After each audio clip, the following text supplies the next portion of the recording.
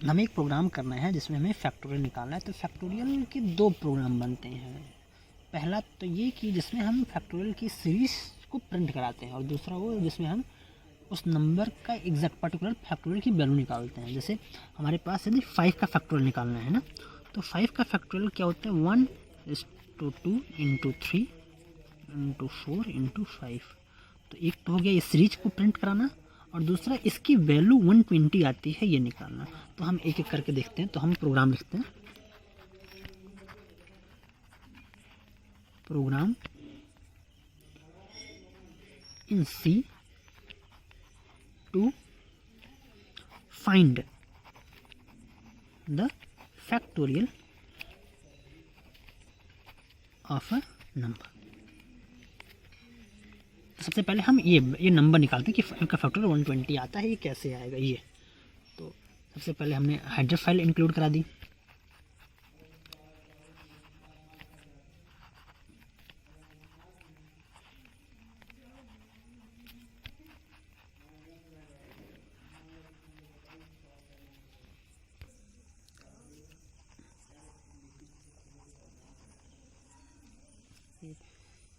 फिर हम एक फंक्शन लेंगे void main, ये हमारा मेन फंक्शन है। इसके बाद अब हम वेरिएबल डिक्लेयर करते हैं। तो हमने लिया int I n fact, ये हमने 3 वेरिएबल्स लिए ना। तो ये 3 वेरिएबल लिए। अब जैसे ही हमने इनको डिक्लेयर किया, इनको मेमोरी एलोकेट हो गई। तो हमने इंट लिया है, तो इंट में हमें जैसा कि पता है कि 2 बाइट की मेमोरी एलोकेट होती है। तो मैं साथ ही साथ दिखा भी रहा हूँ मेमोरी का। तो एक ये मेमोरी आई की, ये इसको ये है 2 बाइट की। दूसरा एन है, ये भी इंट है, तो इसको भी 2 बाइट की मेमोरी मिल जाएगी। तीसरा है फैक्ट। तो अभी यहाँ पे सारे नंबर केवल डिक्लेयर हुए हैं, इसलिए इसमें सीपीयू अपनी तरफ से कोई गार्बेज वैल्यू रखा होगा। ये क्या रखेगा हमें पता नहीं है। ये भी 2 बाइट की। ये हुआ। अगली लाइन हम एक मैसेज प्रिंट कराएंगे आउटपुट स्क्रीन पे, एंटर द नंबर। जैसा कि हम जानते हैं कि यह एक आउटपुट फंक्शन है, तो ये जो भी हमने लिखा एक आउटपुट स्क्रीन बन के आएगी, जिस पे ये एज इट इज़ प्रिंट हो जाएगा। आउटपुट स्क्रीन है, इस पे एंटर द नंबर, ये आया। चूंकि कर्सर अभी यहाँ ब्लिंक कर रहा होगा, लेकिन बैकस्लैश n लगा है, तो हमारा कंट्रोल अगली लाइन में चला आएगा। यहाँ पे अब कर्सर यहाँ पे होगा। ठीक, अब हम यहाँ पे स्कैनफ ये इनपुट फंक्शन है, फॉर्मेट स्पेसिफायर लिया इंट का जो %d होता है, और हमने n में वैल्यू रखी थी। ठीक, तो सपोज हमने n को इनपुट कराया 5 ना, हमने जैसे ही यहाँ पे 5 लिखा और एंटर दबाया, इसमें वैल्यू चली गई 5 n की मेमोरी में। इसको मेमोरी मिल गई जो गार्बेज वैल्यू थे, that is replaced by number 5। हम i को भी 1 और फैक्ट को भी 1 से इनिशलाइज कर सकते हैं। हम चाहते तो इसे डिक्लेरेशन के टाइम भी इनिशलाइज कर सकते हैं, उसमें कोई दिक्कत नहीं है। तो इसको भी 1 मिला वैल्यू और इसको भी 1 मिला। ये चीज़ें इतनी हो गई ना। अब हम लूप चलाते हैं अपना while loop. That is i is less than, और ये हमने वाइल लूप स्टार्ट किया। That is fact equal to fact into I and increment operator, और यहाँ पे हमने इसे क्लोज कर दिया। अब पहले हम इतना देखते हैं एक यहाँ पे होगा क्या, फिर हम आगे लिखेंगे। अभी प्रोग्राम हुआ नहीं है पूरा, लेकिन फिर भी मैं इतना एग्जीक्यूट करता हूँ। तो यहाँ पे सबसे पहली बार में जब यहाँ पे कंडीशन चेक होगी, यहाँ तक तो हो गया था, यहाँ पे जब कंडीशन चेक होगी तो वाइल लूप के अंदर यहाँ पे क्या आएगा, यहाँ पे किसकी मान था, यहाँ पे होगा i की वैल्यू 1 है, 1 is less than equal to 5 ना। ये ट्रू है, ट्रू है, तो अंदर जाएंगे। फैक्ट ये इतना, यहाँ पे फैक्ट की वैल्यू 1 है, 1 इंटू 1 ये सॉल्व होगा, ये सॉल्व होगा, चूँकि इसकी वैल्यू 1 आएगी, ये यहाँ पे पुट हो जाएगा, ये वैल्यू यहाँ पे हो जाएगा 9।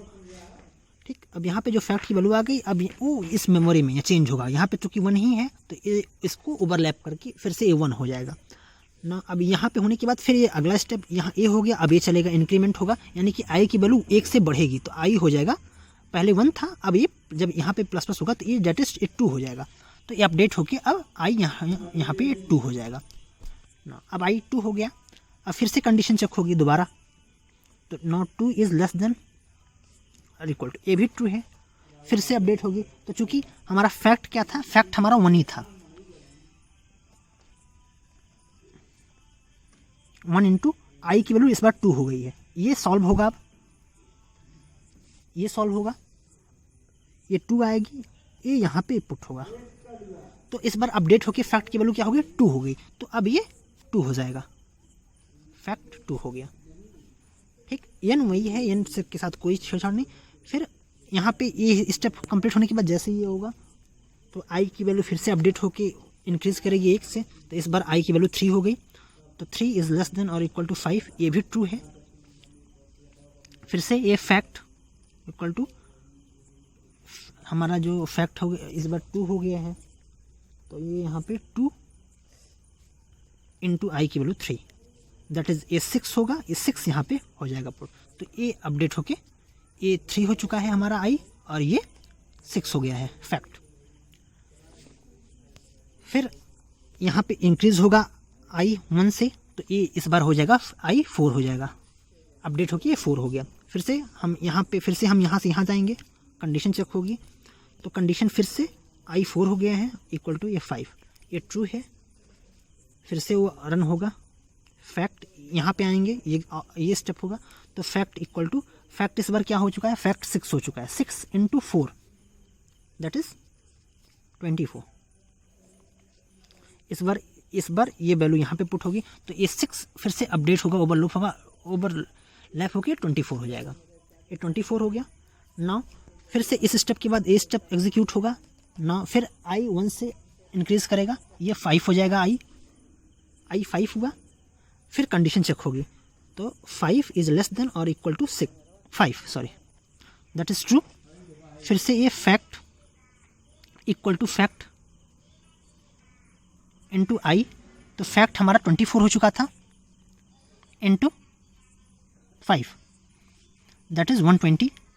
यहाँ पे फैक्ट में ये फिर से ये लेफ्ट, ये चूँकि ये असाइन ऑपरेटर है, तो जो लेफ्ट हैंड साइड में वैल्यू आती है वो राइट हैंड साइड में एज इट इज़ पुट हो जाती है उस मेमोरी में, तो ये यहाँ पे आ जाएगा फैक्ट में, ये फिर से अपडेट होकर 120 हो जाएगा। अभी हमारा 5 का फैक्टोरियल तो आ गया है, लेकिन कंपाइलर के पास कोई आई की तो होता नहीं, तो उसे पता नहीं है, तो वो अपना लूप कॉन्टिन्यूसली चलाता रहेगा। तो ये फिर से ये स्टेप होने के बाद ये फिर से इंक्रीज होगा, तो चूँकि आई जब इंक्रीज करेगा इस बार, तो आई 6 हो जाएगा, तो ये फिर से आई तो बढ़ेगा, आई तो 6 हुआ, लेकिन जैसे ही कंडीशन चेक करेंगे हम, तो ये 6 इज लेस देन और इक्वल टू 5, ये यहाँ पे फॉल्स हो जाएगा, तो हमारा लूप नहीं है, यहाँ पे लूप नहीं चलेगा, इसके अंदर नहीं आएंगे, तो हमारा वाइल लूप से कंट्रोल बाहर आ जाएगा बाहर। तो चूंकि हम देख रहे हैं कि हमारा आंसर किसके पास है, फैक्ट के पास है, हमारा आंसर आ चुका है 120, तो अब हमें अगले स्टेप में हमारे आंसर को प्रिंट कराना है, तो यहाँ पे बस हम प्रिंट करा लेते हैं इसे, प्रिंट एफ दैट इज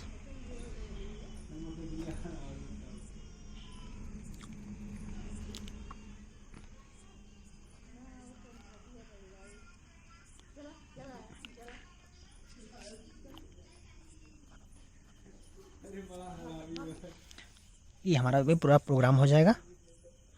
इसका अगला प्रोग्राम मैं अगले वीडियो में बनाता हूँ, जिसमें हम सीरीज प्रिंट कराएंगे।